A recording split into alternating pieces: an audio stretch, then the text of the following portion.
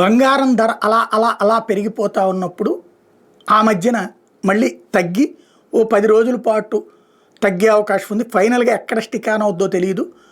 80 దగ్గరికి వస్తా, 75 దగ్గరికి వస్తుందా, 70 దగ్గరికి వస్తా అన్నటువంటిది కొంతమంది నిపుణులు చెప్పేటప్పటికి కొనుగోళ్ళు ఆపేశారు చాలామంది. మళ్ళీ ఒక్కసారిగా 4000, 5000, 6000 పెరిగిపోవడం, ఇప్పుడు ఏకంగా లక్షకి 1000 తేడాలో ఉండటం. 24 క్యారెట్లు, అదే 22 క్యారెట్లు వచ్చేటప్పటికి దాదాపు 92,000, 93,000కి చేరుకున్నటువంటి సందర్భం. ఇంతవరకు మనం ఇప్పుడే ఏం కొంటాంలే అని ఆగిన వాళ్ళు ఉన్నారు. మళ్ళీ 4 రోజులు పోతే తగ్గుద్దాం.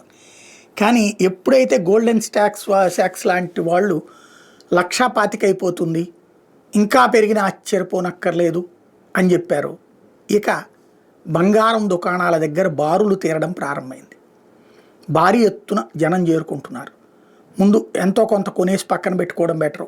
ఎందుకంటే షేర్ మార్కెట్లో పెడితే ఇంత రావట్లేదు, రియల్ ఎస్టేట్లో పెడితే ఇంత రావట్లేదు. అందుకని అందిని గాడి కొనుక్కుని పక్కన పెట్టుకోవడం బెటరు.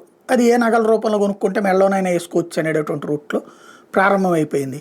పెద్ద ఎత్తు నడుస్తుంది.